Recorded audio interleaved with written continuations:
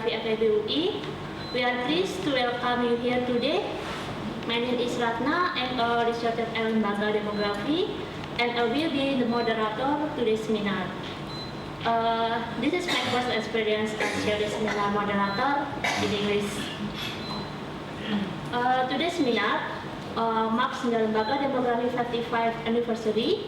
Lembaga Demografi in collaboration with Forum Kajian Pembangunan (FKP) organized series seminar in August 2019 with raise of very interesting topic that's related to demographic and population issues. As we can see on the screen, there are 5 topics presented. On the first week, we discussed about contraceptive and family planning, and the second week we discussed about mobility and regional development in Indonesia. Third week we discussed about social program and social justice in Indonesia, and the last week on the fourth seminar we had seminar Muslim middle class in Indonesia. And today's seminar is the last seminar of the month with the topic about women and employment. Ladies and gentlemen, today we have amazing presenter here, Ibu Diahhadi Setyonaluri and Ibu Nasution. Ibu Diahhadi Setyonaluri, or usually called her Mbak Rudi, is a researcher at Lembaga Demografi, and she also teach at Faculty of Economic and Business Universitas Indonesia. Mbak Rudi has expertise in demography and women employment. Earned her PhD in demography from ANU, Australian National University. She will present her paper about negotiating work, family and the traffic care center narrative on married women in Greater Jakarta. While the second speaker is Ibu Nasution, or we can call her Mbak Gita, is a PhD candidate from the Department of Anthropology, School of Culture, History and Language College of Asia and Pacific, Australian National University, ANU. Mbak Gita will present her paper about babysitter and emerging career occupation in urban Indonesia. This seminar will be delivered in English, but later on we are also freely to discuss in English. Mungkin banyak audiens kegiatan rangkaian seminar FKP ini tidak hanya di Indonesia. Without further ado, I invite Mbak Rudi to start the presentation. Mbak Rudi, the time is yours.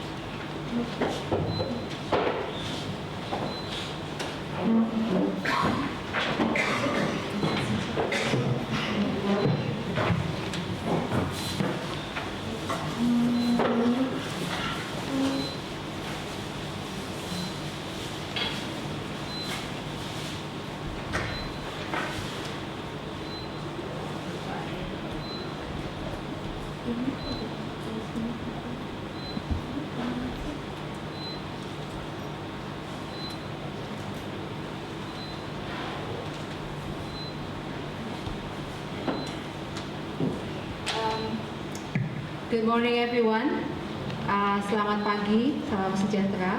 Karena standar di FKP adalah presentasi dalam bahasa Inggris, so I will deliver, saya akan menyampaikan dalam bahasa Inggris, tetapi diskusinya bisa dalam bahasa Indonesia.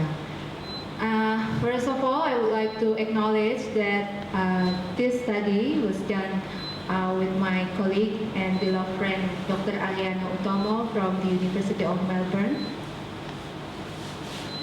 And I would like to make an acknowledgement that this study was funded by the Australian National University Indonesia Project and Semeru Institute Research Grant back in 2015 and 2016. Now, what motivates us to do this study? You know that women or mother quit their job after having a family is an everyday story in Indonesia and also many parts in the world.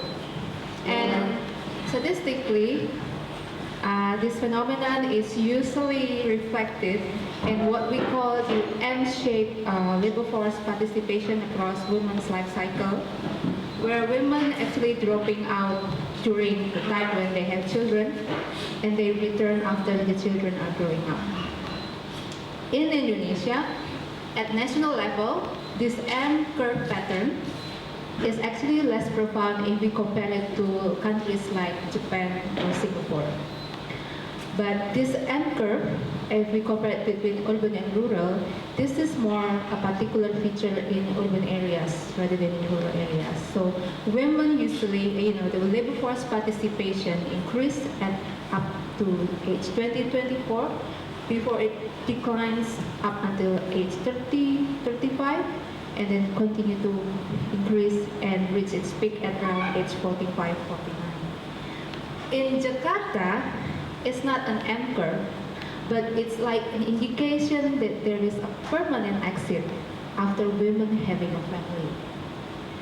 Now, just to give you an illustration how many women are actually dropping out, a recent study by Cameron and Suarez estimated around 8.6 million of women aged 20 to 44 they quit work after marriage and childbearing, and they argue that these women never return to work, not even moving to the informal sector.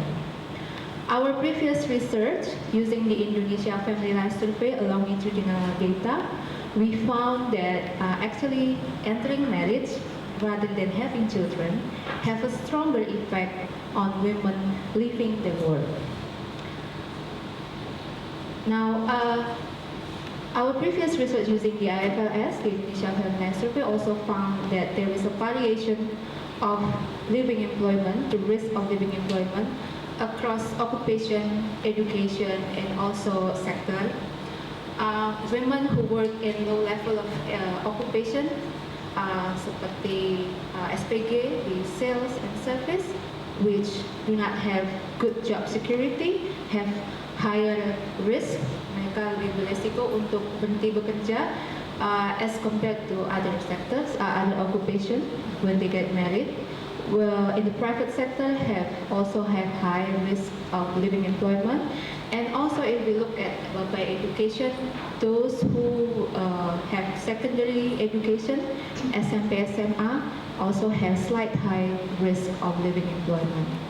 However, you may see that there are a lot of quantitative analysis done on women's employment or female labor force participation. However, in quantitative analysis, it's a bit hard to find out what are the underlying causes, what are the motivation of these women actually dropping out. And this motivates us to do a qualitative research. So in our study, we are seeking of the narratives or contextual factors that motivate variation of women's employment outcomes in Jakarta. We would like to know how do women articulate their reasons for their employment decision following having a family. What are the contextual factors, particularly in Jakarta, that affect the permanent exit, and whether these narratives vary, there's a variation across different group or segment of labor market. Now, our study draws upon multidisciplinary studies about women, gender, work, and family as our theoretical framework. So from the economic perspective, there's a gender asymmetric issue in education, market, access to market jobs, and gender role in the family. So England noted that development, economic development, structural transformation have moving fast and has been attracting and incentivizing women to enter the labor market. However, on the other side of the coin, in society, the structure about the gender roles at home has been slowly changing. Women's work continue to be constrained by family attitude, social values that basically demands women's labor at home. Literatures from the welfare state suggest the importance of the welfare models and provision of care. So who provide care shape women's decision related to employment. In Indonesia, well, you may know, and also this is true in many parts of Asia, that care responsibility is still responsibility of the family. And women are usually the one who are responsible to provide care for both children and also for the elderly. But care itself, many don't realize that care itself has a financial and also time constraint, and this will affect women and also those who provide care employment outcome if there is a fear about the well-being of the children and also the family that they are taking care of. And the literatures also point out about the importance about the contextual factors. And in Indonesia, in Jakarta, the ideas about marriage and having children affects and shape the decision of women's employment. Ya, pertanyaan kapan kawin, kapan punya anak kedua, kapan punya cucu, ya. It's a never-ending question that actually reflect, yeah, that marriage, having children, having a family is a universal value in our society. Despite that demographic trends shows declining, yeah, or delay time to enter marriage. Women, as compared to like 20 years ago in this generation, they married at age 22, 21 or 22, well, maybe in the 30 years ago, women married at around very young age. Now, these ideals of marriage and fertility give a context, yeah, for women when they want to combine earnings and also to perform their care roles. And in this context, when women are working, the dominant norm that will be placed on women is as a secondary earner, not as the main breadwinner. Taking into account gender asymmetry, the presence of marriage and fertility norm, as well as the absence of institutional support for care and work, we centered our argument or our analysis on the opportunity cost of work for women. And here we define that mother's time away from children as an opportunity cost of work. And this become the factor that determine women's decision related to their employment. Literature like Korabik, like presented in the graph, show that the presence, countries with institutional policies that support work and care performed by women would have a better outcomes of development, and this is indicated by the lower line of Gender Development Index. And we also argue that there is a variation of opportunity cost. The variation can be based on class, resources, which determine access, type of childcare, and also quality of childcare. Class resources like education, for example, also determine the type of occupation and sector of women's employment. And also variation is also, in opportunity cost is also shaped by the contextual factors. In Jakarta, is the feature is traffic, yeah, macet. When you commute to work, it's like every day is a traffic jam. We choose qualitative approach in the study, so we are inspired by we are demographers, so we are inspired by a famous demographer called Jake Caldwell that said one cannot gain a good understanding about the phenomenon without actually being stepped into the cultures to which the behaviors belong to. and we did interviews and also some focus group discussion. Our sample, we have a convenient sample of around 30 women who live around across Jabodetabek area with quite variation in socio-economic backgrounds. Average age of our respondents is 33, the youngest is 25, the oldest is 46. Majority have tertiary education, one had no children, and two were separated at the time of the interview.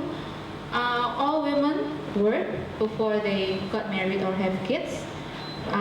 11 respondents had a full-time employment at the time of interview, but the rest actually identified themselves as ibu rumah tangga, despite that they're actually doing income-generating activities.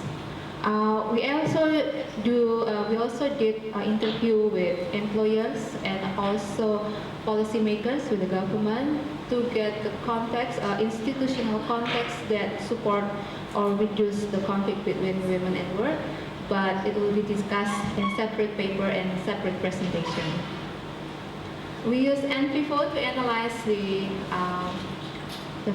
narratives from the women, and most mentioned words are anak, waktu, rumah, kerja. Yeah. And this led us to group our findings into three: negotiating, work, and care. We also found variation of this work and care across class, sector, and workplace. And the last thing is to understand how people are mothering in the city.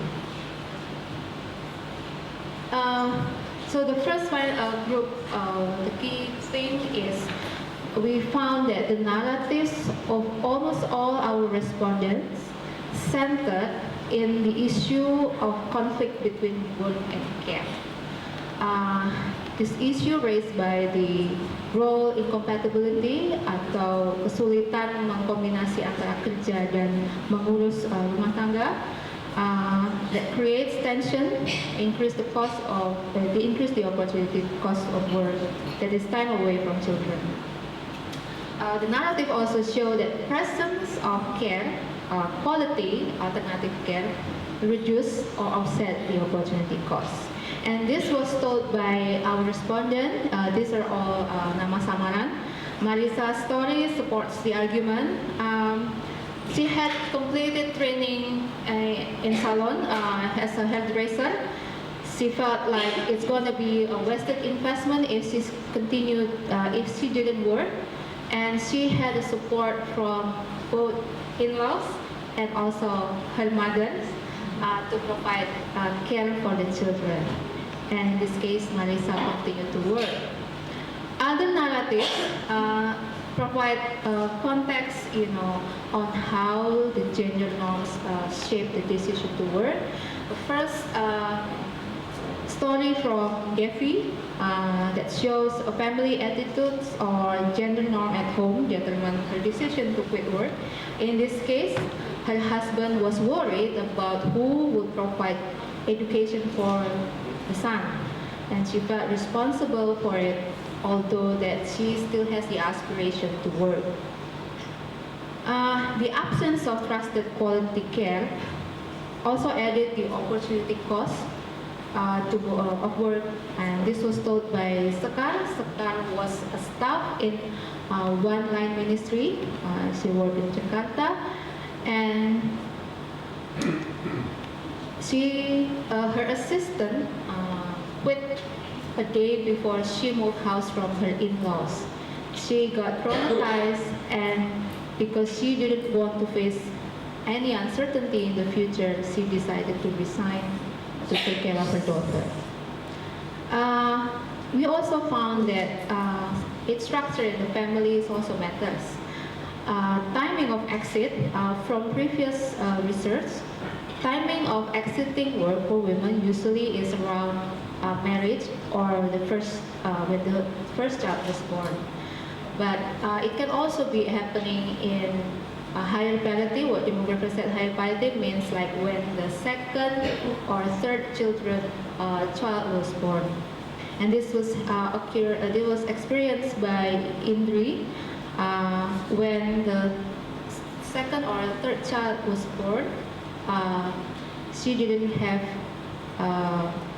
alternative care anymore, because usually parents did the care, and her parents got very old and too frail to take care of their children, or the third children, and this motivated her to quit the work. The next one, variations. There are variations in opportunity cost of working, and we group this as into three: class, or more or less education that differentiate the opportunity cost; sector, and also workplace. Now, those who learn labor economics would know maybe about the J curve pattern that associate between women's women's education level and also their labor force participation. So usually women with low education background have high labor force participation because they have to work for necessity, they have to earn income. While the higher educated, they have high labor force participation because they have high opportunity cost for not working, because they have been investing a lot in the education cost to work, so they are less likely to work. But the narratives from our respondents provide more or less contradictory to this J-shaped pattern of education and female labor force participation. So for women from lower education background, as I said before, they work for the need of income, and for migrant workers, for domestic, so our home assistant, they usually work in the city and leave the children in the village being taken care of the parents. But working in, this is the more or less also context of Jakarta, that there are options of occupation that actually what we call role compatible. Yeah? As this was alluded by Lina, she had a job as a boarding house sitter here in Depok, and she found a job that can be where the family can stay in the boarding house, and she said that she needs to continue to work because she wants her children to have a better condition and not end up like the parents. So there's an aspiration of upward mobility. On the other hand, our findings show that highly educated women seems to have a higher opportunity cost of work rather than not to work. And this is like Mayhi's story. She has a master's degree and she was working in a research institute. Her son, after 4 months after her son was born, she had to do a field research, and this really wrecked her concentration, and she felt that this is something, this is not good, and then she decided to resign to take care of and to be with the baby. But her perspective actually reflects another argument that made by Guy Standing, so as a labor economist back in 1978, that saying that women with higher education actually have a higher expectation towards their children's development. And this means that, translated, that they want to take care of their children by themselves. And this means the consequences is that they have to reduce the time in the labor market. Similar story was also told by Dewi. She had also a master's degree. She was promoted as a section head in one-line ministry before she quit work. She had an issue in juggling between work and family, and she had to come late almost every day, and she felt this is not right, either for the staff or also for the family. And this is like contradictory what we found in our study based on IFLS, that women in the government sector have lower risk or lowest risk of leaving employment. Usually sectors that have rigid working hours, or uncertainty in hours, like you have overtime, ngelebur setiap hari with high uncertainty, are those occupation or sectors that provide less option for women to combine their role between work and also care. And this was alluded by one of our FGD respondents who had to work overtime frequently and effectively, and she felt like she didn't have time at all for her children. Workplace environment, maybe some of you are familiar with this, provide also a context to the opportunity cost of work for women. Some sectors, maybe banking and finance, have this rule that where family, relatives cannot work in the same institution. This includes husband and wife. And such policy, we found out it's more detrimental for women because of the care responsibility falls on them. And this was told by Rina, who met her husband in one of the biggest banks in Jakarta that implement quite strict rule. And she decided to quit and said that let the husband be the breadwinner because he has better career prospect than me. But surprisingly, in public sector, in some public sector, such rule is there, but there's also flexibility. And this was told by OP, one of our respondents who worked as a public servant. Her husband worked in a branch office in other province. They requested for transfer, and it was granted. Both of them are now working in Jakarta office and reunite with the family. The last thing is about mothering and working in city. So we say that role incompatibility or conflict between work and care in Jakarta in particular has been made worse by the city's notorious traffic. Yeah, I think everyone here pernah kena macet ya, or maybe you have to stand up, very long time on the commuter line because of the delay in the train. And this long commuting time and cost, adding opportunity cost to work by either reducing time at home, but also reducing their ability to provide qualified alternative care like babysitter or nannies because travel cost is expensive, their disposable income is not enough to pay for the babysitter cost, which is expensive. And these stories from Nila, Effie, and Ari provide, context on how commuting affect their employment outcomes. So Nila's story showed us, that her income cannot be used to compensate the time of cost of her long commuting. In addition, that she still had to do housework when she returned to home. Also, the issue of unreliability of public transport, particularly after hours, would be troublesome for those who take shift work. And Effie, who work in central Jakarta, who usually take late shift, told us about this, that they have to wait to Metro Mini after at 11 at night, and there are not many of them. The issue of commuting also affect the higher level of occupation. This is told by Ari, who worked as a GP, dokter di sebuah lab kesehatan. She said she moved house from Tangerang to Depok, and then she quit it because it took her a long time to travel to her lab after she moved house, and this indicating that geographical context is actually matters. To sum up, our study found that conflict between work and care shapes the opportunity cost of work, but the availability of care, trusted care, will offset them. And we found that contextual factors like in Jakarta, such as time to commute, exacerbate atau membuat parah the opportunity cost to work for women. We found also there are variation, and here we found class-based or education, sector, workplace.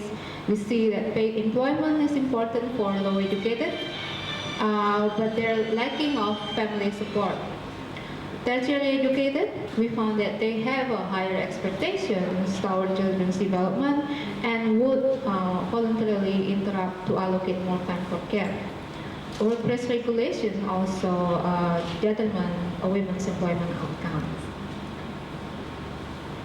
The next, now, what are the implications we have to say about this to show the contribution of our study in the scholarship of women at work in Indonesia? So our key findings from qualitative analysis provide, the importance of integrating the context of work and conflict, also the context about how care is provided, and also other contextual factors, like in Jakarta we have this commuting time.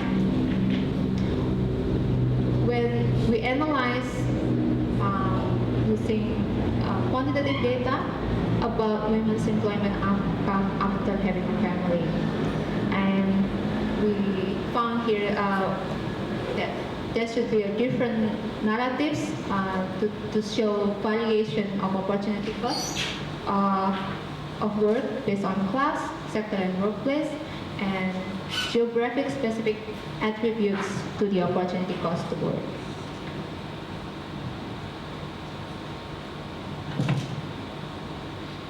So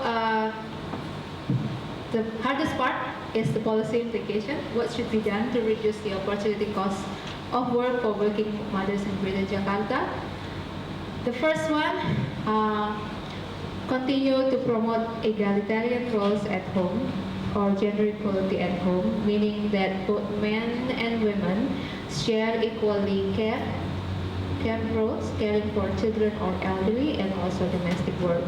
I understand that this is a long-term action, requires a long-term action, as indicated by England, where gender norm is actually moving slower as compared of the economic development.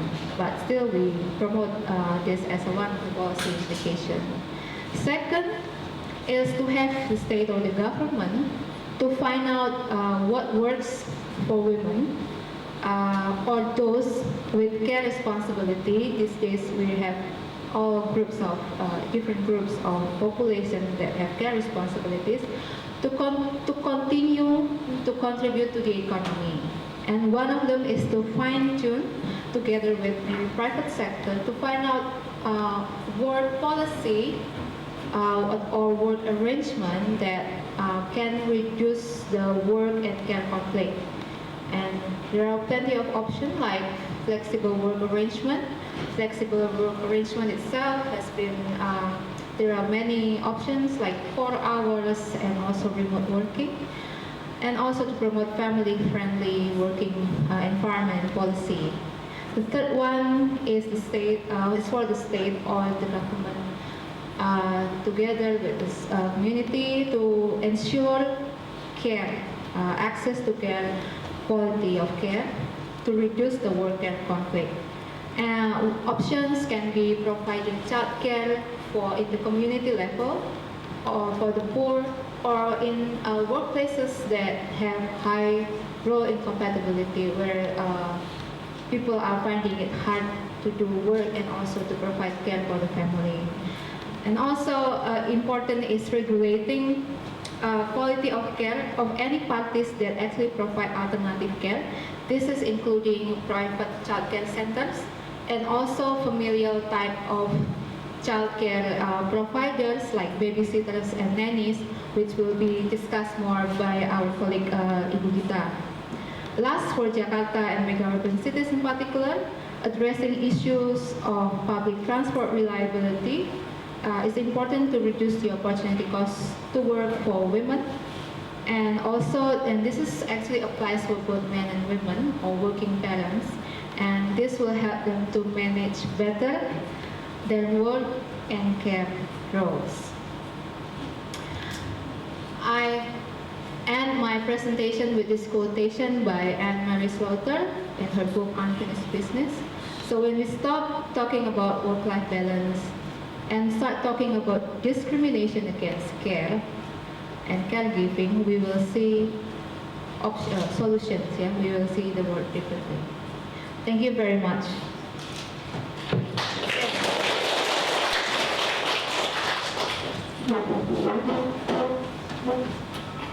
Thank you, Maruri, for the very interesting presentation. As one of the material of Maruri said that conflict, work and care is the trust issue, non-family issues. Trust issue, non-family issue. One of them as babysitter. And Mbak Gita will present about that. Yes, so I would like to invite Mbak Gita for the presentation. Mbak Gita, the time is yours.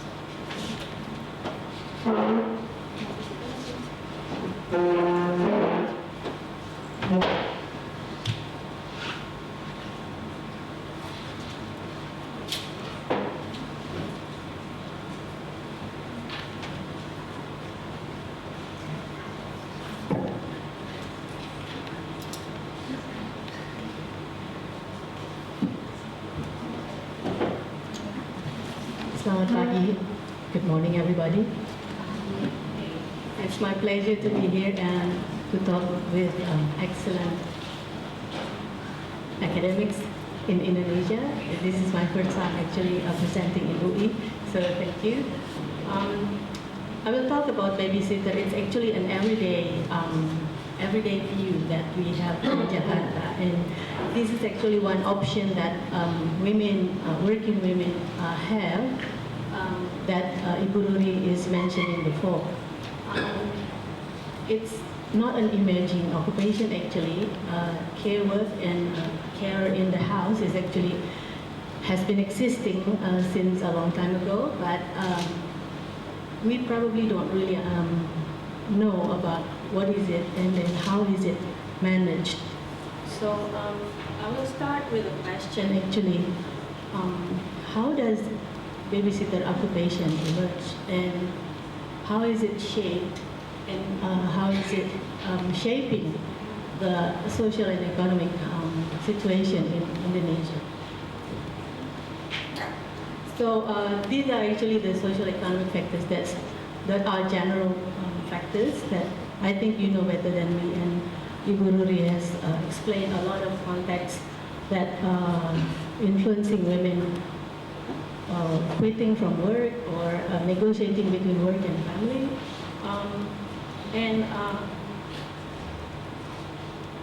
She also mentioned about the traffic jam a lot, and it is again everyday experience. How does it affect women anyway? How do women navigate in this situation? Women have to commute, as you already mentioned, and then time for them to care for their children as a gendered role, I believe in Indonesia, has become short. So their time with family is very limited. I'm inspired by a research done by Ibu Tri Manning back in 1996. She did a research about middle class career women in Jogja. She mentioned that living as a middle class family in the city is expensive basically, so it requires dual income.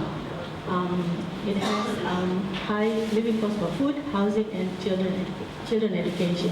But in fact today, after we listen to Ibu Ruri, traffic jam and other new emerging issues are actually another factor of requiring double income. So having babysitter and even driver is almost a must for middle class mothers. So it also adds up the cost that requires women to work and gain income even more.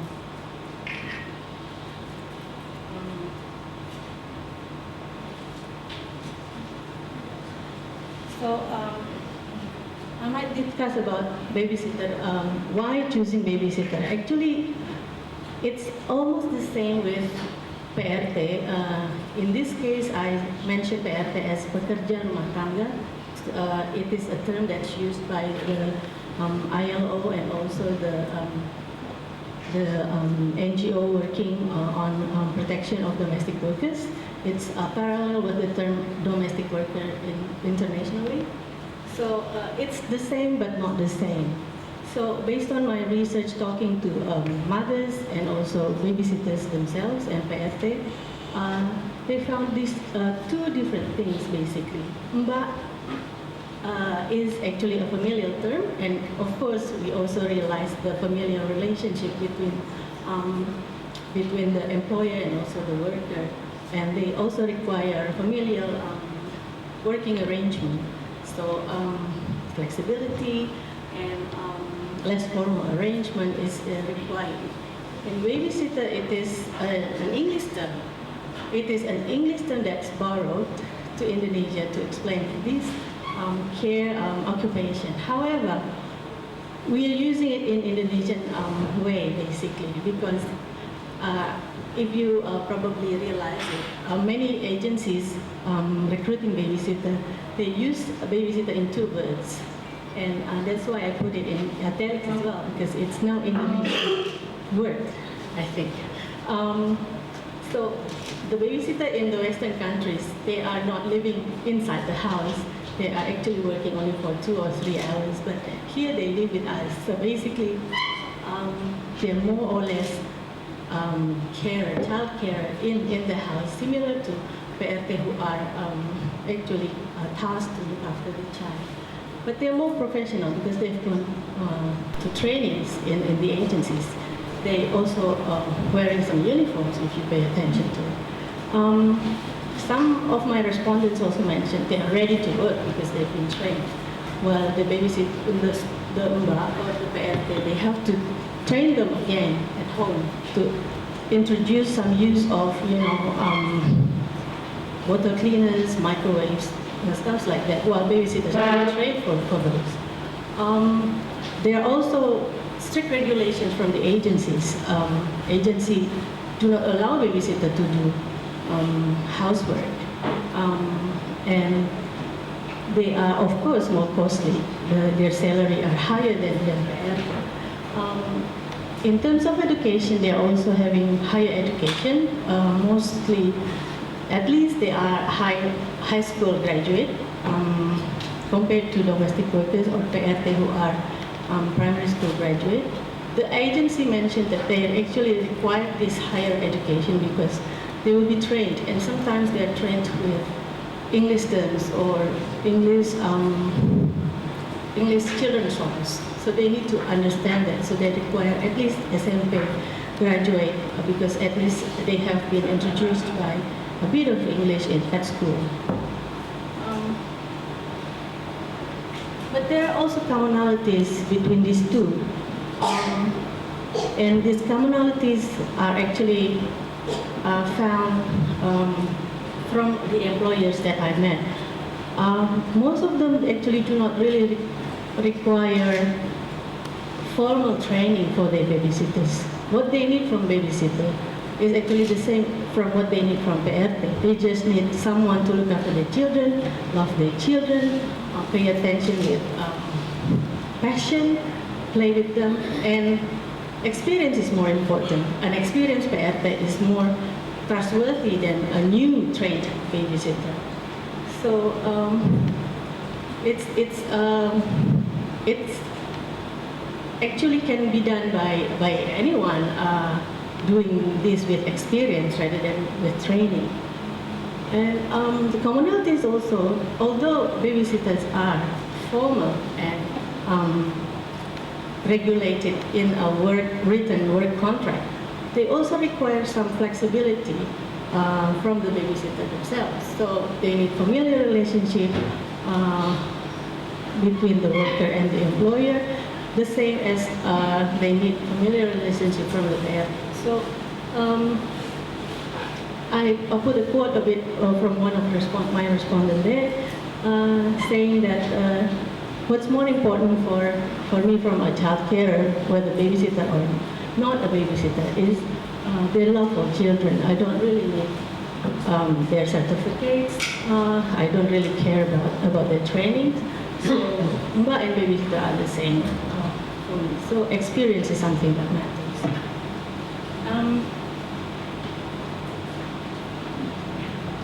So that's from the employer's perspective. What about from the worker's aspiration? Both babysitters and PRT, they require work, freedom at work and some flexibility at work as well. So they still want to have some rest, they still... This. Can you speak louder, please? Can't hear you back. Okay, thanks. So they require flexibility and freedom at work. Is it fine now? Thanks. They also want a generous employer, so someone who gives them attention and you know, some flexibility and also some probably income that's higher than others. In terms of economy, of course, they have aspiration that's related to higher salary. One of my respondents who are a babysitter mentioned it's impossible to get the same salary as a babysitter from the village. So therefore they choose to be a babysitter in Jakarta rather than working in their hometown, for example, working as an administration staff in a shop, for example. So they choose to be a babysitter in rural areas, and they also aspire to be an educated person. So it's an aspiration to move up the class, basically. They want higher education. Like one of my informant who is a babysitter, although she didn't really aspire to be a babysitter.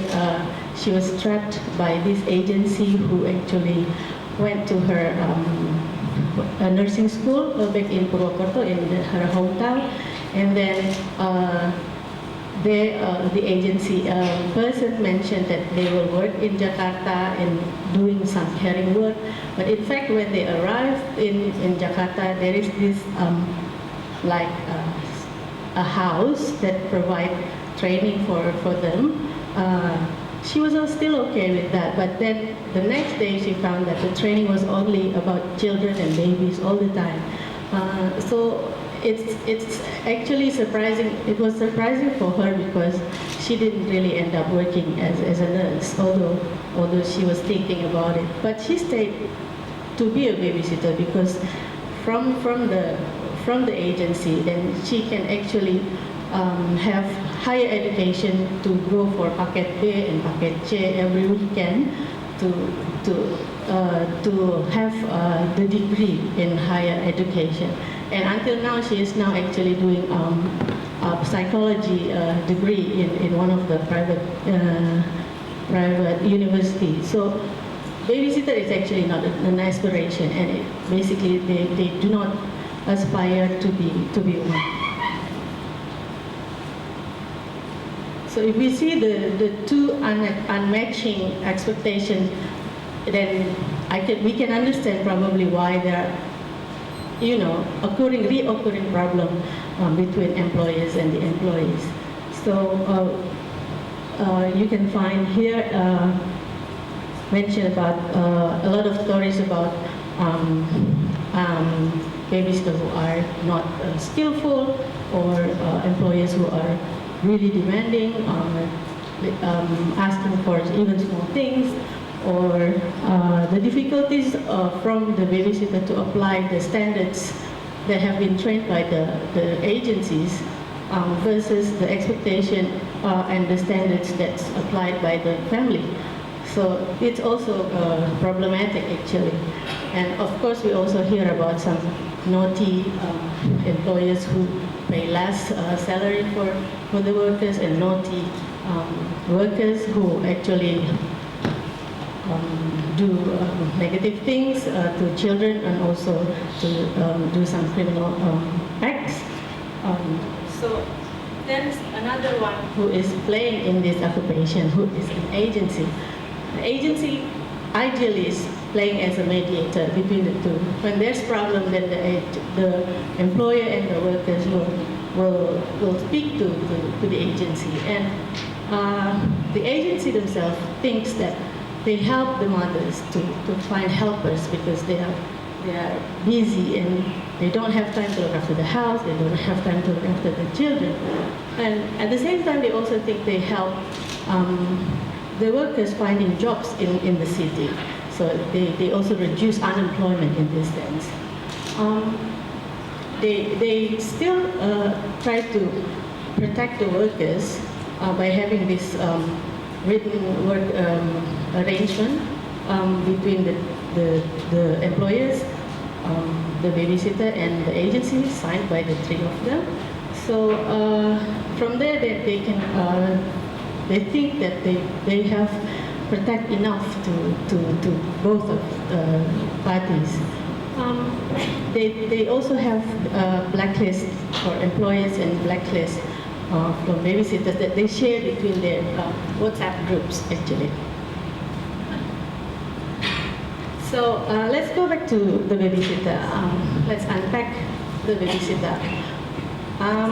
This is actually a normal view that we see in a shopping mall, probably, a babysitter with a uniform.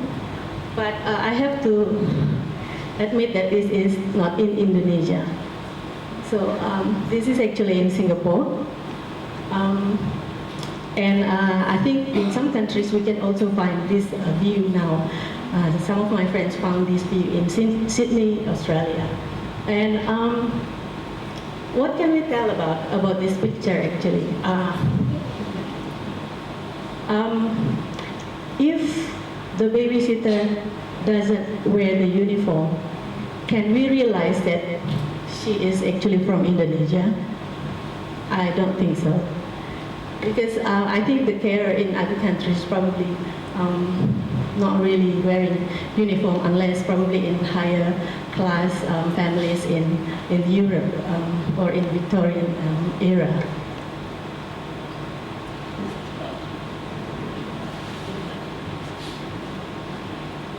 And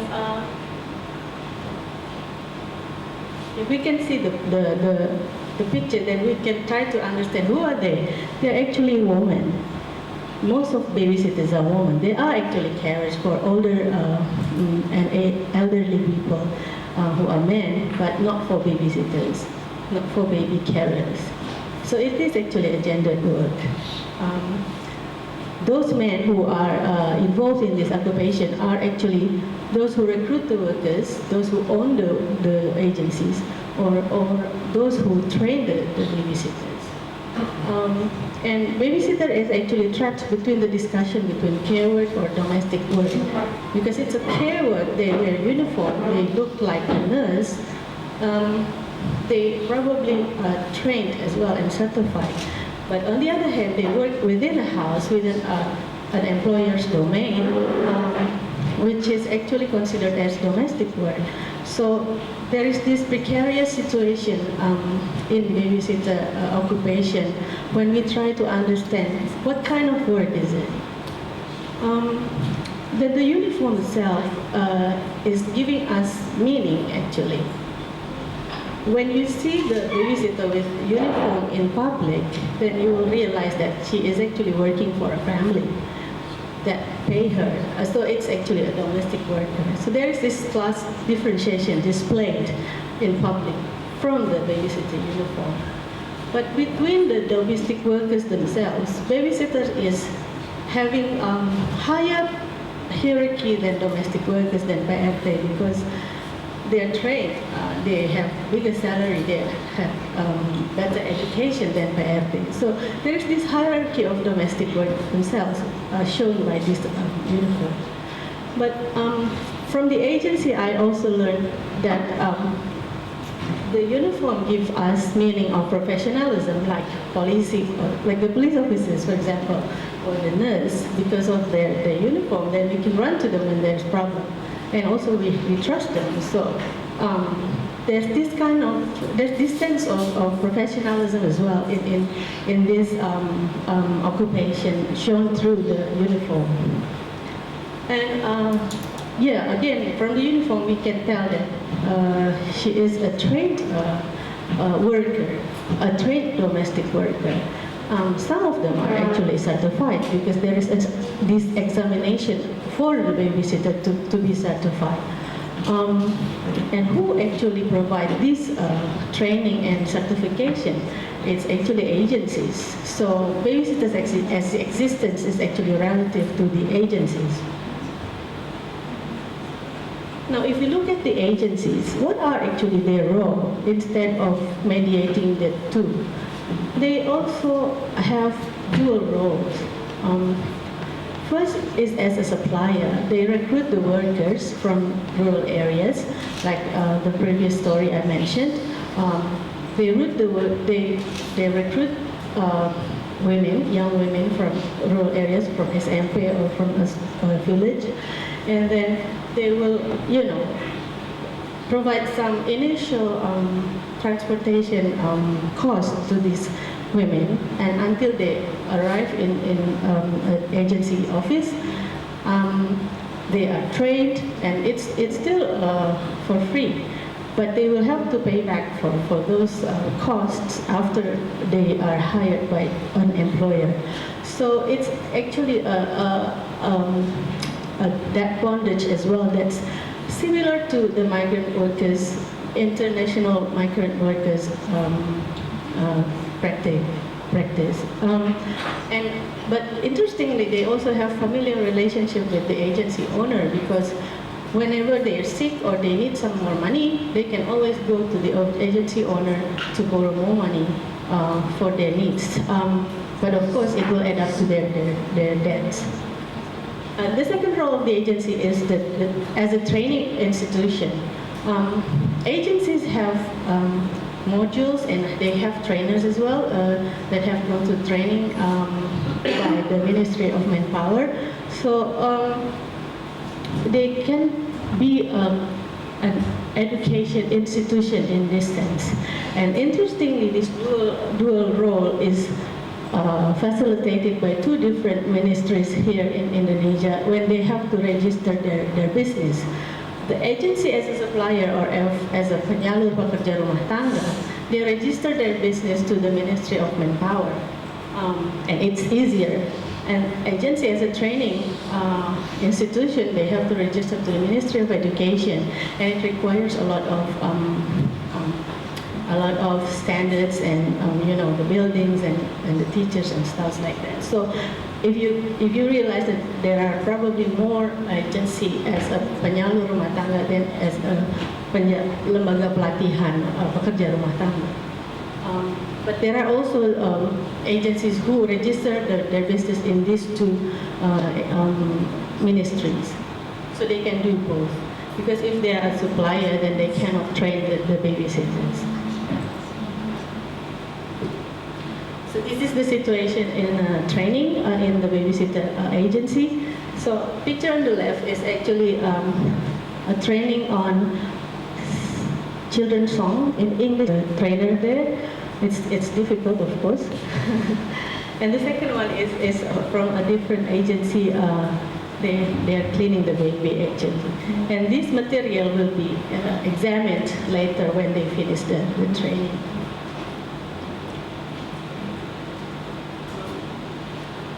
So from the training that we can find that it seems like babysitter is regulated, but actually it is regulated by the agencies. They regulate the babysitter as a worker through the written contract, and there is these rights and responsibilities that they have to fulfill. But the government is actually absent in regulating this occupation. There is no law for protecting domestic workers. It's been more than 15 years. The draft regulation is still in the parliament, and it's not yet issued until today. And many organizations are actually demonstrated each year to remind the parliament, and they suspect that it's not issued because probably it will be a conflict of interest, because a lot of parliament are actually having this confusion whether they have to raise the salary and work standards of the workers, but at the same time they're also the users. So it's a complex situation.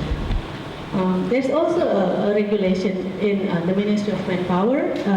Permenaker number 2, 2015 is actually regulating rights and responsibilities of employers and workers and also the agencies, but there's no sanction when there's problems. So it's actually, there's no legal bound to it. And Keputusan Menaker also 194 2014 explains about standard work competence of babysitter as part of individual service in the household. So there are actually a bit of regulation about babysitter. And this is actually a work standard that's displayed in the Lembaga Sertifikasi Babysitter.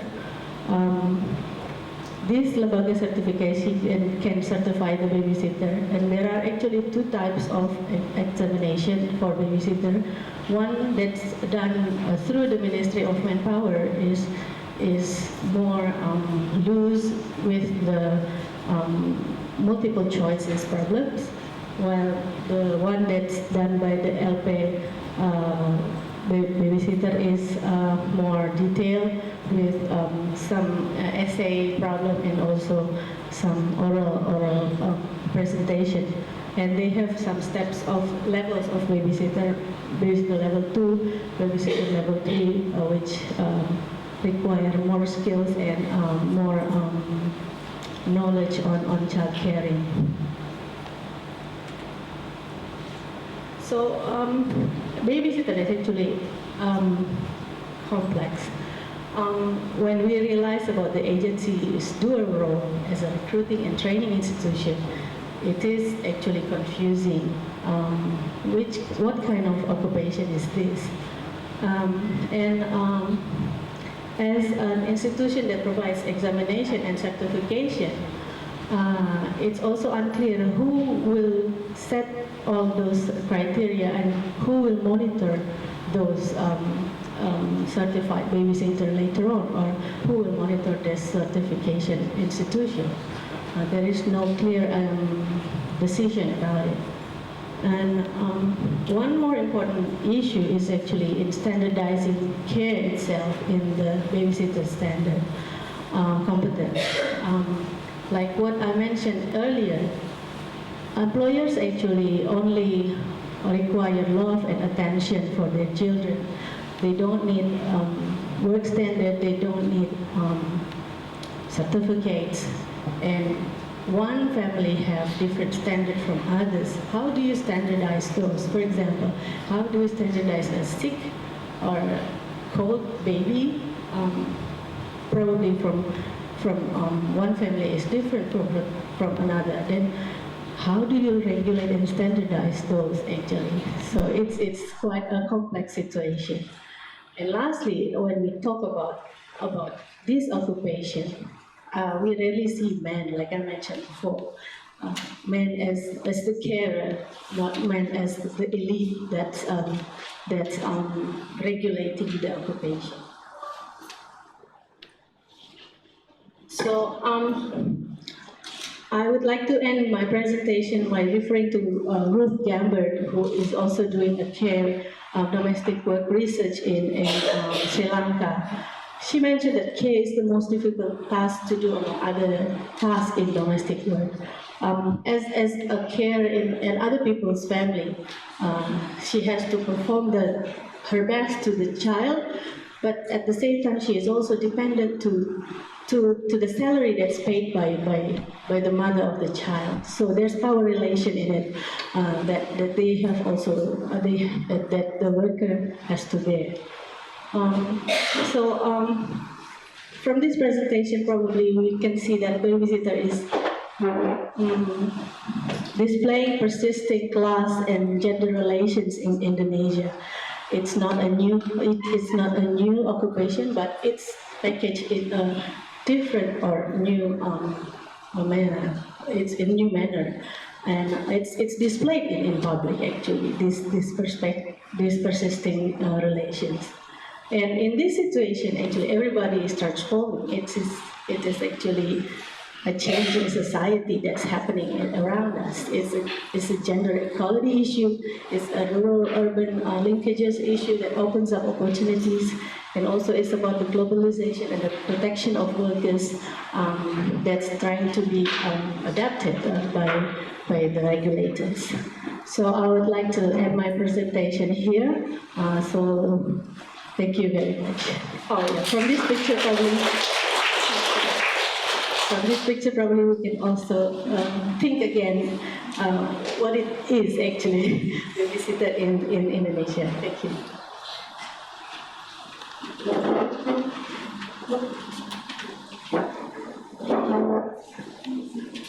Thank you, Bagita, for the presentation. For the very interesting presentation, explain the style of babysitter issues. And now we are going to the next session, Q&A session. Opinion and question are welcome. For the first one, we will have 3 questions. Mungkin dapat mengangkat tangan dan menyebutkan nama dan institusi, dan juga ditujukan pertanyaannya kepada siapa. Terima kasih.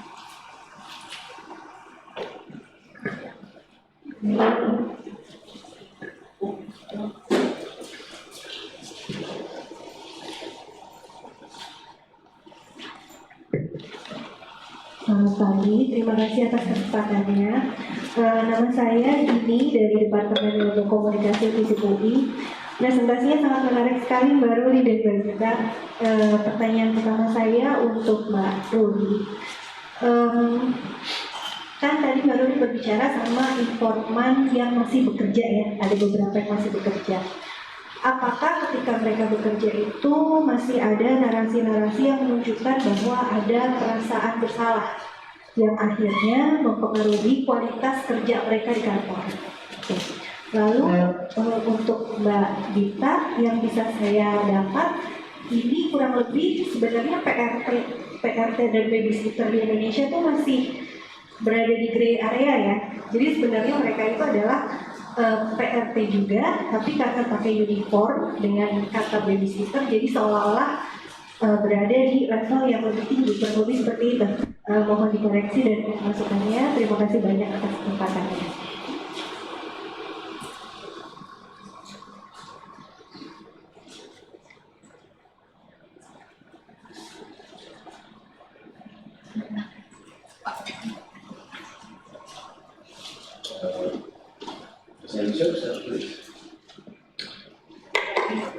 Terima kasih.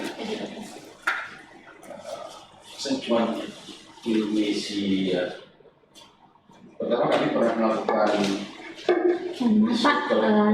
dan institusi. Saya Komalajaya dari Urban Studies, School, Strategic and Global Study, kalau English, SKSD di Salemba, multidisiplin.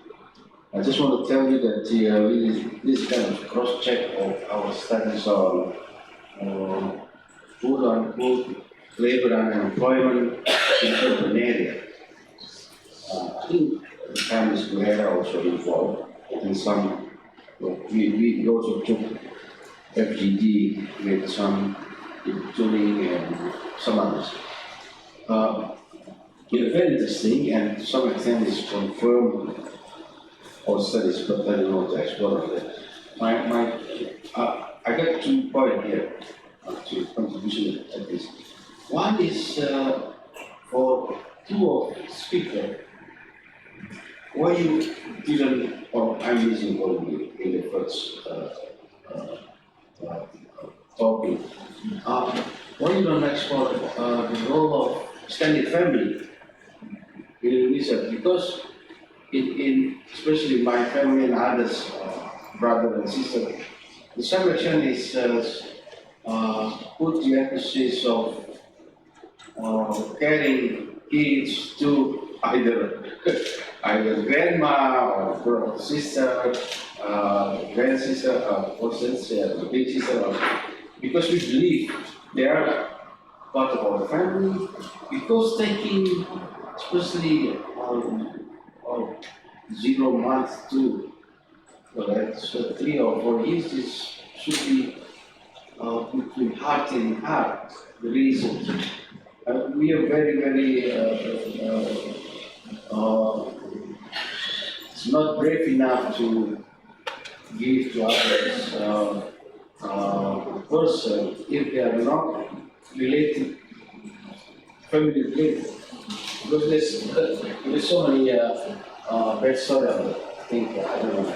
That's one. So if Barokosis need the kind of sociology or anthropologist to explore to what extended family also can be explored in this case. To smoothing a kind of hard trade-off between work and love. The second one is I really agree your attention, your concern on the role of babysitters is pretty important in our quote-unquote modern world, in the sense that where woman is becoming, the portion of woman is becoming greater and greater in the education and also in the labor market. So that's why I think we have to think, if we believe with that institution, i.e. Babysitter. I don't know whether in psychology there's a babysitter, but PAUD, yes, if I'm not mistaken.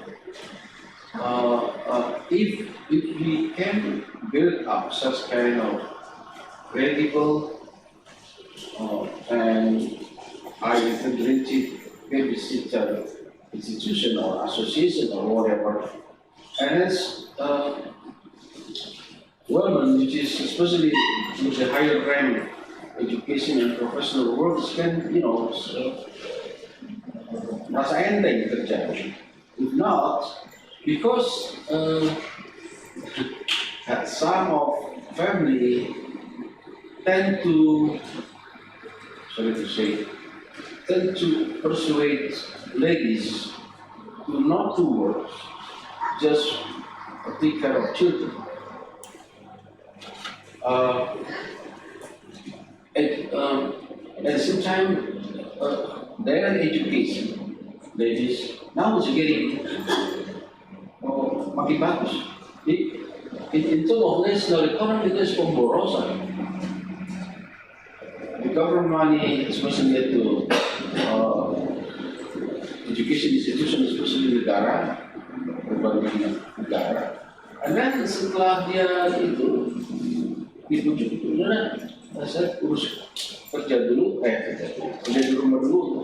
Itu nggak, it's not short time. Sometimes it's or part time. Tapi kan productivity-nya menjadi. So I just concerned on national productivity, the role of women, promote education, and so on and so on. That this will be success, but at the end, we face a kind of difficult process. Oh, sorry. In West, it's really if women go to work, just leave it related to the babysitter. I don't know if access is there or not, but in Indonesia, sometimes they give him a kind of sleeping pill, and then many story of that. Terima kasih.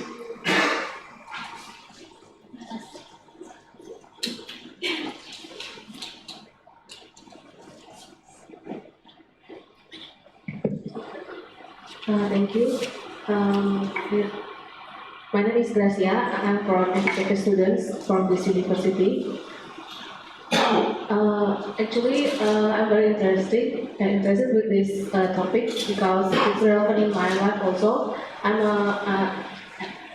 besides students, I'm also a public servant in one of ministry in this country. So I want to ask you for both of you, Ibu Dia and Ibu Gita. First, for Ibu Dia, I'm interested about your statement that say more higher educations of women that make higher expectations to develop their children, the character of the children. Why you can say like this? Because, but I think it's true because in my office also in this year we have two employees that resign from this office, and they are government officer, not only like PTT like that, but it's ASN that leave their job to take care their son. And then, but the policy that you say, a result of this topic is egalitarian, file work agreement, ensuring care and transport. I think all of the women is done the egalitarian topics, but about the transport and file work agreement, we cannot do anything because it's from our external side. So I think the lucky women that can access, that continue their career is when they have support system like parents or RP or husband that have flexible time. Without that, they can do nothing with it. And then why you not discuss about managing stress? I mean, why woman is more stressed than men to take care of the child? I think it's more important from physical sides that can compare, women to take care of their child. And also, Ibu Gita says about the babysitter that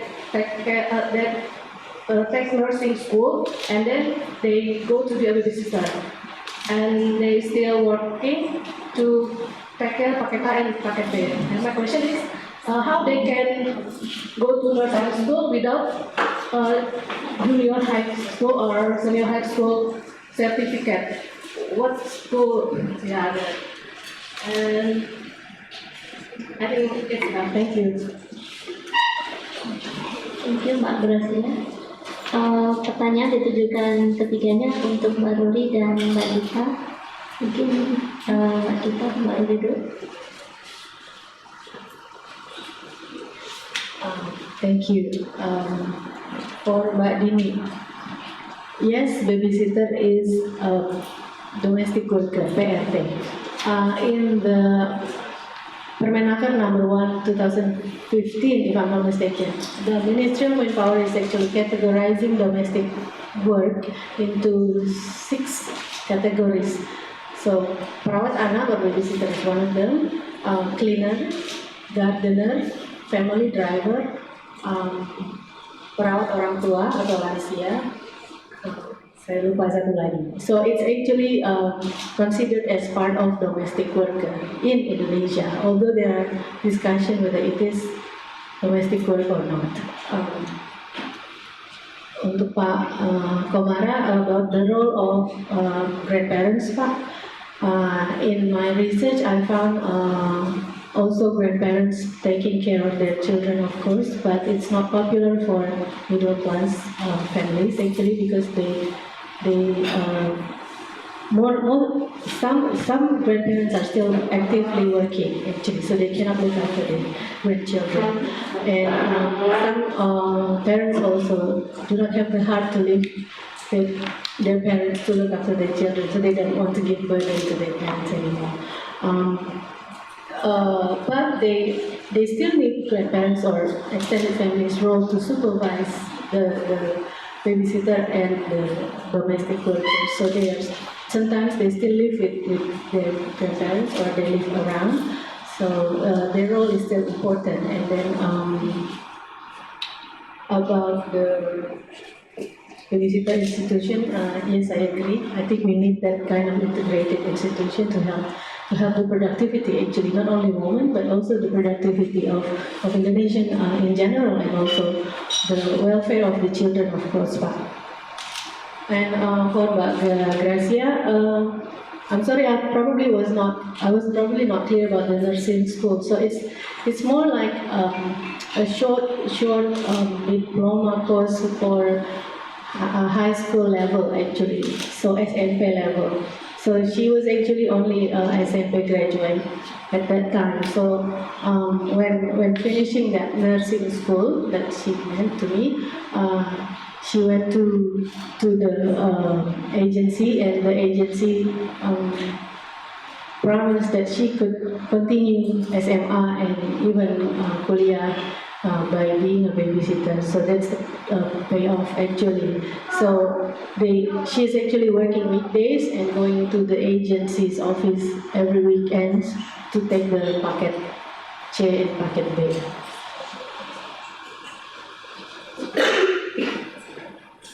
Terima kasih atas pertanyaannya untuk Mbak Dini dari FISIP UI. Bagi yang bekerja, apakah ada narasi perasaan bersalah mempengaruhi performance? Mungkin yang perasaan bersalah ada, jelas itu.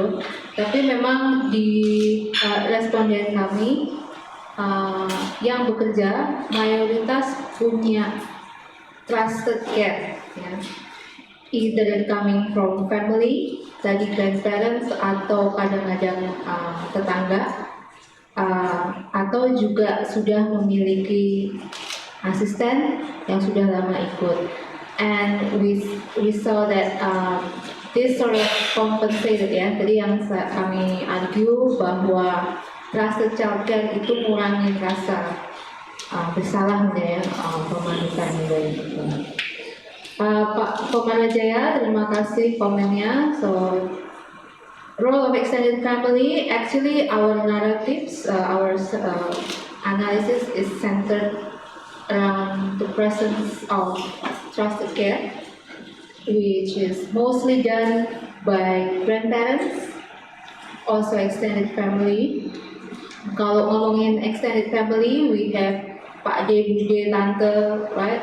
With this more urbanized, maybe you know this better than me, with urbanized and more modern development, proximity is an issue, ya. Kalau mau mengundang extended family to stay with us in Jakarta, and you know that most of workers in Jakarta are migrants, biasanya keluarga tinggal di daerah, and this proximity, and also they have their own family, and it's hard to invite them to take care of the children. Mungkin sedikit komen soal childcare facilities. Yes, we promote that Pak in policy implication, but again there's still masih banyak pertanyaan, ya, untuk childcare facilities. Siapa yang responsible, ya, untuk akses dan kualitas dari childcare tersebut. Saat ini mungkin di Indonesia ada regulasinya dari Kementerian Pendidikan kalau saya tidak salah, tetapi memang belum banyak fasilitas yang dibuat, dan juga masih belum jelas bentuk enforcementnya seperti apa. Selain itu juga membuat childcare facility itu kita ada isu affordability, ya, providing good, qualified, trusted, ya, sama kayak kita nyari mbak gitu, ya. Kita lihat dulu profil dan bagaimana dia bekerja, or more or less we assess their quality, ya. Similarly with childcare facilities, we look at how do they work, quality, and actually ya seperti di ekonomi, ya Pak, ya. Price indicate the quality, ya. Dan ini isu yang perlu dipikirkan, gitu, ya. Mbak Gracia, so you have plenty of questions for me. Please remind me again for your second question. But the first one, highly educated have higher expectations about their children's development. This was argument by labor economists, guys standing, if I'm not mistaken. So I think this is related to knowledge. Yeah? Women with better education knows more about, children's education, children's health, and this leads her to, finding out what is ideal, yeah, ideal education model for the children. And with this with the situation where we are having absence of good quality care, yeah, then the highly educated would do, would involve more in their child development by staying at home more, and then at the same time it will cause her participation in the labor market. So that's the idea of why higher education have higher expectation of children's development. And the second one, I'm sorry if I got it wrong. You asked about the last policy implication about transport. It's like beyond what you can do. Is that correct? Well, I think this is one of the things that I think is missing in analysis about female employment and quantitative analysis, where we always trying to see what are the costs, ya, apa alasan perempuan berhenti bekerja, and more or less almost all looking at supply and demand, rather than looking at what are the roles of other things that provide context, ya. Salah satunya ya transportation, ya. I think we've seen a lot of changes in Jakarta, with commuter line being reformed, and also the development of MRT. That changes a lot. That changed a lot how women commute actually. Yeah, and it's actually benefiting.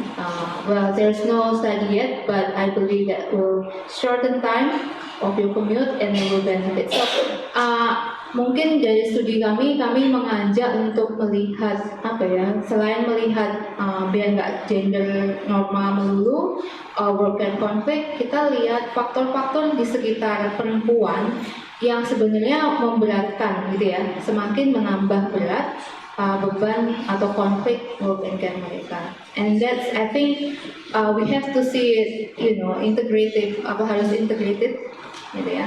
Mungkin macam-macam ego sektoral itu ya harus dihilangkan dulu ya, karena melihat konteks berarti kita melihatnya secara integratif. Terus kemudian why not discuss managing stress ya for women, because women have more higher stress ya. I agree with you. Studies shows that women are more stressed. And I saw one study that actually quite interesting, that maybe well, there's a stereotype, maybe women are stereotyped with very good in multitasking, yeah. But actually this research was found that actually women are not good in doing multitasking. They just doing apa yang istilahnya serabutan aja gitu ya. And this adding stress gitu. Cuman we're not trying to bikin program untuk managing stress ya. That's adding more cost of work, which is time away from the children, and we have to attend this kind of program, and then we will loss of time for children. Like we're going to the gym, it means like 1 hour loss, not being with the children. Thank you, Bu Ratna. Thank you Mbak Ruri dan Mbak Gita. Kita masih punya 20 menit lagi untuk diskusi. Jadi kami buka lagi untuk 3 pertanyaan.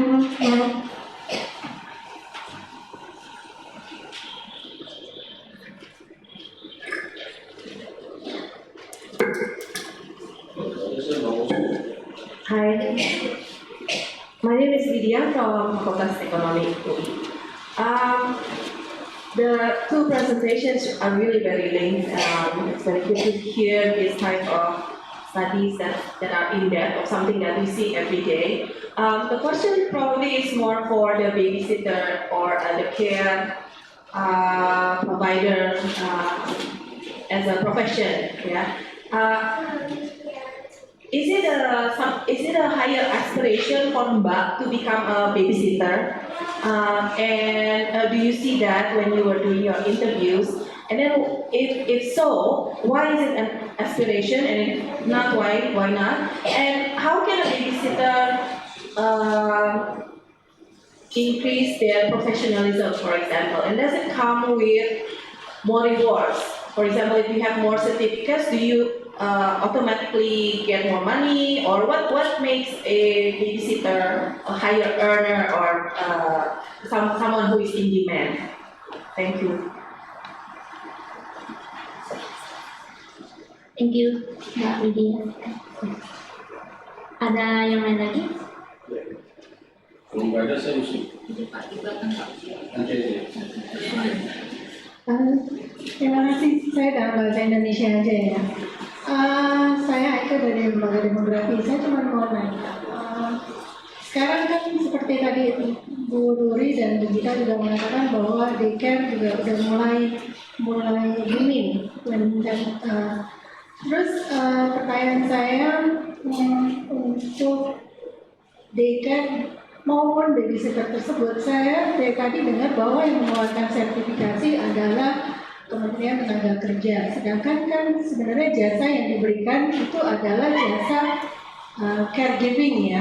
Caregiving itu kan kalau saya lihat lebih caregiving itu kan pengasuhan, terus juga kayak tadi saya Pak Ruri atau Bu kita yang mengatakan kapan mesti kasih obat, kalau panas tuh panas demam biasa atau panas karena gigi mau keluar atau apa gitu, itu kan berbeda-beda kan, ada yang perlu dikasih obat, ada yang enggak, ada yang macam-macam lah gitu.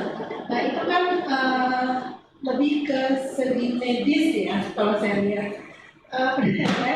Kok MOH di sini nggak ada gitu perannya, atau tidak ada koordinasi antara MOE dan MOH gitu. Terus yang kedua adalah Bu Ruri mengatakan tadi tentang commuting untuk ibu-ibu yang bekerja. Ibu-ibu dengan, ya saya tahu sih materinya kali ini adalah tentang anak gitu ya. Tapi kan Jakarta ini udah mulai aging population ya. Caregiver kalau yang masih produktif bekerja ini, karena saya melihat juga dari beberapa teman-teman itu ya mereka masih sudah memiliki orang tua yang lansia, dan mereka juga harus take care of orang tua lansia tapi juga masih punya anak gitu. Jadi mereka sandwich family itu udah dilihat apa belum gitu. Itu yang saya. Terima kasih. Terima kasih Bu Aika. Ada yang lain?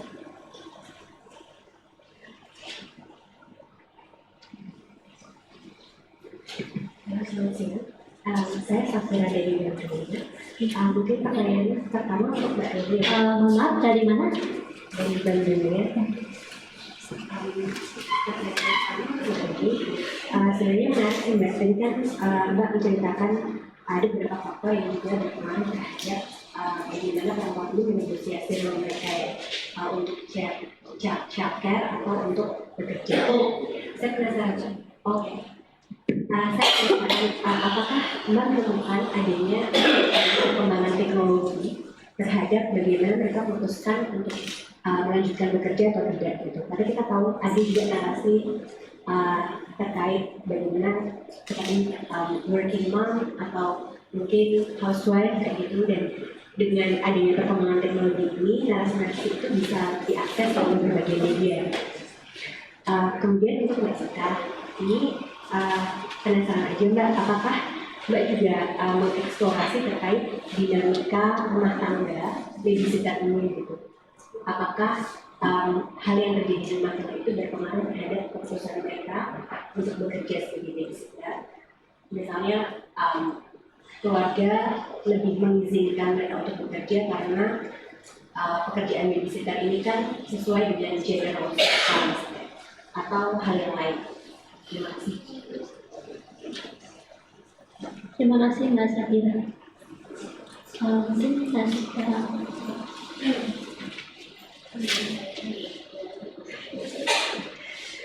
Okay, Mbak Lydia,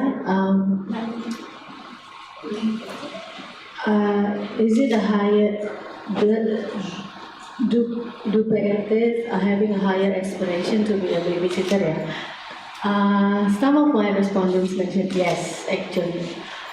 They found being a babysitter gave them more income, more exposure to outside the house experiences. They travel, right? So they travel to school, they travel to birthday parties, even abroad. So they are actually, some of them actually, aspiring to be a babysitter. But this is actually PRT who are working in the house, yeah, not the PRT who look after a child. They are not trained babysitter. So yes, they actually want to be a babysitter. One of my respondents even mentioned that being a babysitter or childcare is actually my class because they have higher salary and they have more exposure to outside world. So it is a class aspiration as well. So that corresponds to the hierarchy.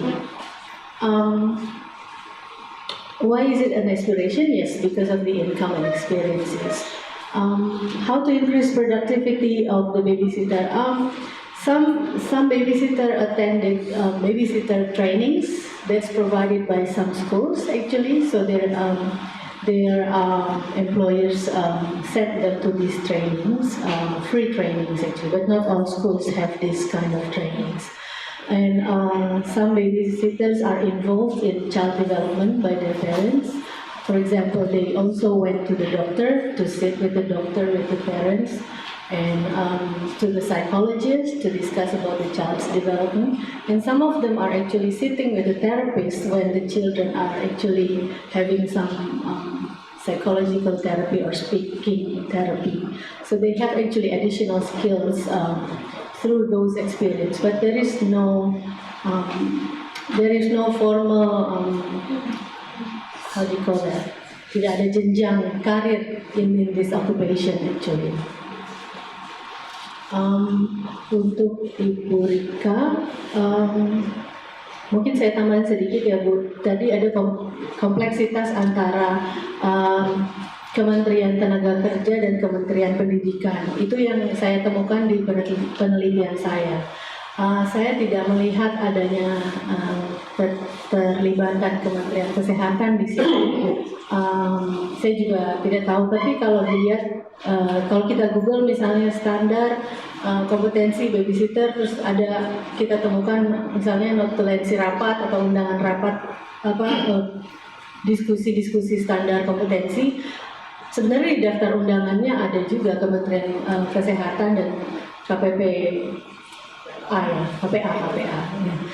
Sayangnya KPA juga tidak terlibat. Even bahkan untuk training babysitter misalnya tidak ada peranan KPA sama sekali yang ada, dan para agen, pemilik agen juga merasa heran kenapa tidak ada, padahal pekerjaan ini adalah pekerjaan yang perempuan banget gitu. Jadi ya itu memang satu kendala. Untuk for Mbak Safira, my study is not exploring the dynamics of the babysitter's household actually. So I do not see the reason why they become babysitter. But I asked them, and they basically wants to help the family to have more income, and some actually have some domestic violence experience that force them to separate from their husbands, so they have to choose to be a domestic worker or a babysitter. So yeah, there is that issue. So. Mbak Lydia ada pertanyaan saya. Oke, Bu Aika. Sedikit komentar soal babysitter mungkin ya. Jadi memang so far mungkin pekerjaan babysitter baru dilihat sebagai pekerjaan ya, tapi mungkin yang perlu dipromot begitu adalah caregiving itself gitu ya. Actually harusnya menjadi, jadi caregiving, jadi makanya dari quote yang terakhir saya adalah kalau kita udah ngasih atau melihat caregiving sebagai sesuatu yang valuable dan tidak hanya sebagai pekerjaan gitu ya, harusnya semua kementerian misalnya pendidikan, kesehatan dan tenaga kerja itu harusnya berkontribusi. Anyway, pertanyaan Ibu tentang aging population ya di Jakarta dengan TFL yang rendah, ada isu aging population. Saya setuju Bu, poin yang sangat baik. Dan sebenarnya memang eksplorasi studi kami tidak sampai ke aging parents, tapi itu fenomena yang sebenarnya ketangkep juga ketika kami menanyakan soal siapa yang memberikan siapa yang menjaga anak gitu ya, karena banyak yang akhirnya resign karena kakek nenek sudah terlalu tua dan kakek nenek lah yang butuh diurus ya, bukan lagi anak-anak juga. Jadi issues and discrimination juga poin Ibu membuka sebenarnya leading to sebenarnya care itu semakin banyak dilakukan juga oleh laki-laki. Jadi makanya caregiving itself gitu ya, atau policy implication-nya mungkin ya, tidak hanya sekarang melihat dari sisi perempuan, tetapi juga mereka yang semua yang membutuhkan fleksibilitas untuk melakukan tetap bekerja, tapi juga memberikan care supaya mereka tidak terlalu terbebani gitu ya, dan akhirnya berhenti. Dan dengan kondisi social protection di Indonesia yang belum memberikan benefit buat mereka yang berhenti bekerja untuk melakukan care gitu ya, kayak di negara maju, jadi kelompok-kelompok seperti ini sangat rentan sebenarnya ya untuk masuk ke kemiskinan. Mbak Safira dari Bank Dunia, ya tadi bahasa Indonesia ya, teknologi, bahasa Inggris ya. So, role of technology gitu ya. Well, we found from the narratives of our respondents, from both who are continuing working and also all drop out from the labor market, I think yes, technology plays an important role. So I mentioned that some of our sample they're identifying as ibu rumah tangga, but actually they do something. They do in company. One of them doing online shop.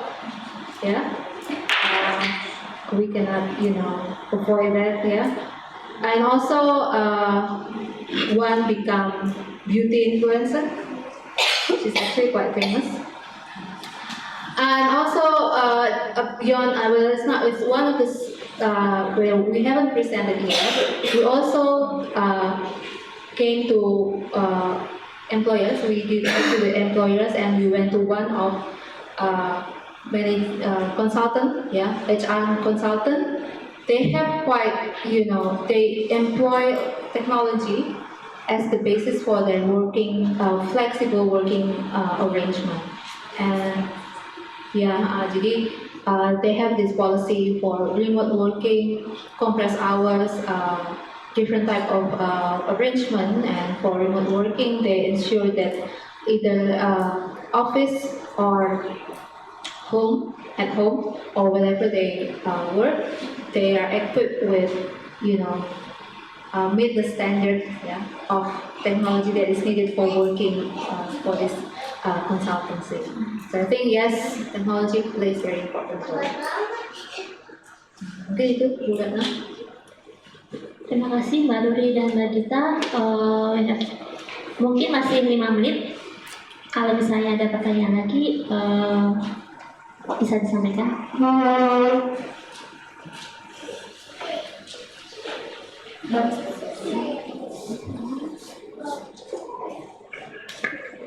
Selamat siang, saya dengan Maggie dari ibu rumah tangga.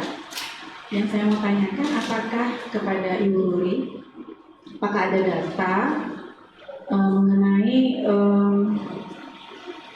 perbandingan antara si ibu ini bekerja dengan tidak bekerja, secara dilihat dari yang tangible pendapatan itu, apakah memang ternyata dia lebih menguntungkan tidak bekerja dengan berada di rumah dia akan memprovide semua keperluan anak, menjadi antar jemput, mengajarkan materi-materi yang harusnya dijelaskan, jadi menyediakan makanan untuk yang bisa harusnya dikerjakan oleh orang lain. Data-data itu apakah tertangkap di studinya Nuri? Itu aja, terima kasih. Masih ada lagi? Saya bisa. Oh, boleh. Saya cuma membawakan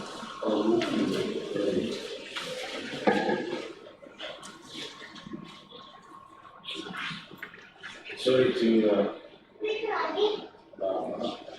it offensively. Probably I want to talk about a bigger picture. I think what statistic everywhere showing that my colleague demographer is knowing better than me. Women labor participation is always below men labor participation. So that's why our previous study is concerned with that. Again, my concern, not my worry. My concern is because you already promoted mainstreaming a lot of issues on gender, and to some extent, because of higher income, middle class affordability to educate themselves is getting bigger and bigger. In any class, the number of ladies, girls, is actually the proportion is getting, well, in faculty doctorate, or even in MIGAS programs, really, now it's more macho and there are, girls student there. Again, my concern is if Indonesians, girls or students, means that the Indonesian is more educated. But at the end, if because of these issues, to some extent is, because in our belief to some extent is carrying the child is women is more appropriate than men. Actually, men is more frustrated if taking care of children, actually, if men taking care of children. I think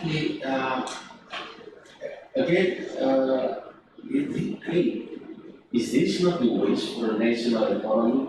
Because government money to educate Indonesian people, especially ladies, is getting bigger and bigger, but at the end, they don't go into the labor market.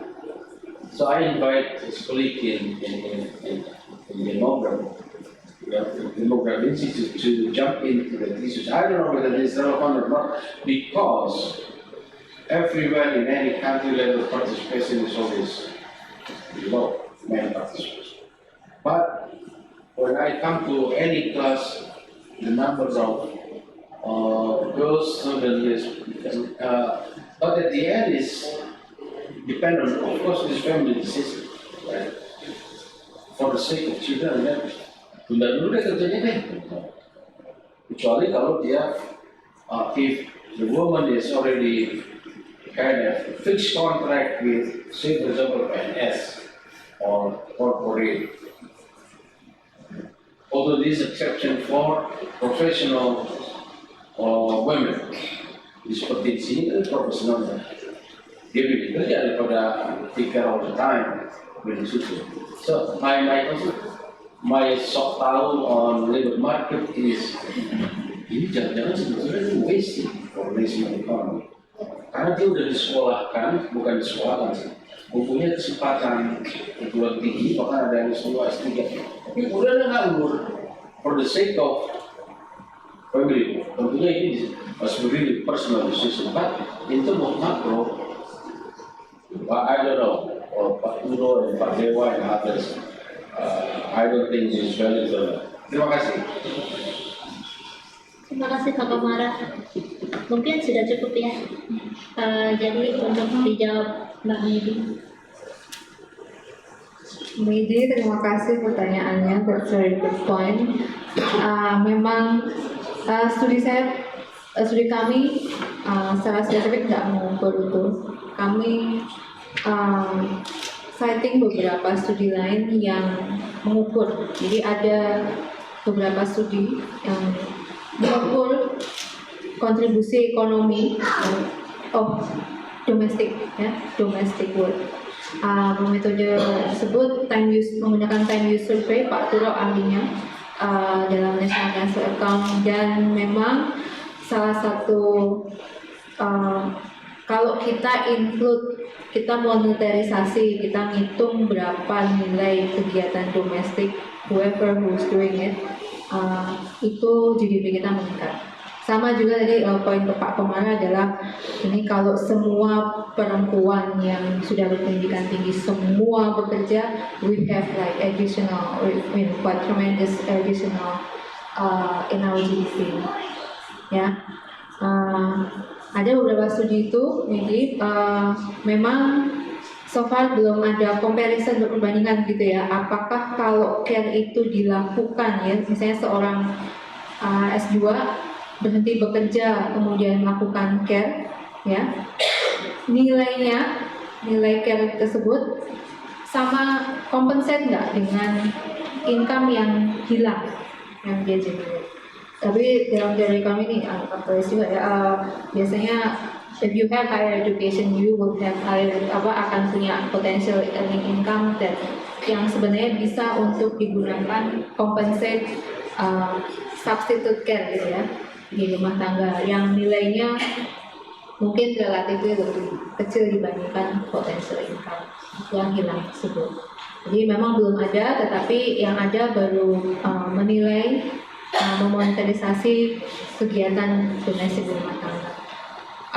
Pak Komara itu isu yang abadi Pak ya, very internal. You see gender gap is closing in education, but you still see wide gender gap, persistent gender gap in the labor market. Beberapa studi, contohnya Prospera juga sudah melakukan studi berapa sih GDP, kenaikan GDP gitu ya. Kalau misalnya female labor force participation mencapai seperti komitmen Indonesia di G20 sekitar 58% gitu ya. Jadi berapa tambahannya? Itu ada Pak, mungkin bisa dijadikan acuan. Tapi memang diagnosis gitu ya. Kenapa kok ada gap dari closing gender gap di education dan persistent gender gap di labor market itu memang belum banyak eksplorasi. Ini mungkin Pak Turo katanya lembaga demografi bisa melakukannya. Gitu ya, ini mungkin proyek baru buat Pak Turo. Kita ada tempat? Sebenarnya sedikit aja, kan saya juga mengharapkan yang sama seperti Bapak dan Yuri. Tapi kalau kita melihat data, mungkin saya salah, tapi kalau kita lihat data enrollment rate untuk sekolah itu anak-anak laki-laki dan perempuan, mungkin tingkat enrollmentnya tinggi, tapi completion rate-nya itu perempuan lebih rendah. Saya nggak tahu datanya sih, tapi saya lupa. Tapi pernah beberapa kali menemukan kalau kita lagi teliti melihat data ada seperti itu, dan sepertinya ini bukan cuma di Indonesia tapi secara global adalah isu sebenarnya. Kayak sekarang mungkin ada tentang gender wage gap, yang ini memang isu yang abadi sih. Terima kasih. Terima kasih. Sampai di akhir sesi, mungkin pun saya juga tidak perlu menyimpulkan ya. Atau sedikit saja. Jadi mungkin Mbak Ruri tadi menyampaikan bagaimana stagnasi tingkat partisipasi perempuan, dan tingkat partisipasi perempuan di Jakarta ini menurun tajam setelah menikah dan mempunyai anak gitu. Nah, kita melihat kalau misalnya di data Sakernas kita nggak bisa melihat partisipasi perempuan tuh nggak hanya mungkin dari sisi umur atau keberadaan wanita aja, tapi juga faktor-faktor kontekstual. Tadi mungkin baru sudah menyampaikan ada family support dan juga faktor eksternal, yaitu salah satunya adalah kemacetan gitu. dari sisi Mbak Gita pun saya juga banyak belajar nih tentang babysitter, bagaimana mungkin standar kompetensi dan juga standarisasi care sendiri. Nah, mungkin terima kasih. On behalf of Lembaga Demografi Fakultas Ekonomi UI, I would like to thank you very much for Mbak Ruri and Mbak Gita, dan juga audiensi sekalian atas kedatangan Diahhadi. Acara selanjutnya adalah pemberian sertifikasi.